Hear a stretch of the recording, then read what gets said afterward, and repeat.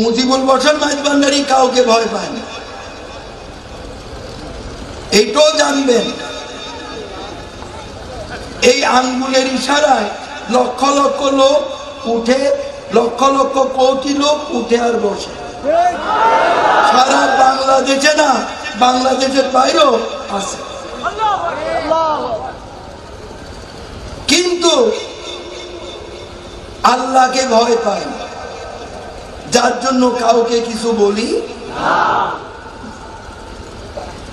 এটা বলতে করেন না যে আমি দুর্বল, মোটেও না।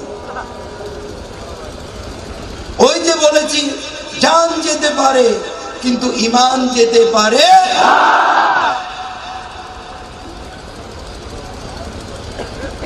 বুঝতে হবে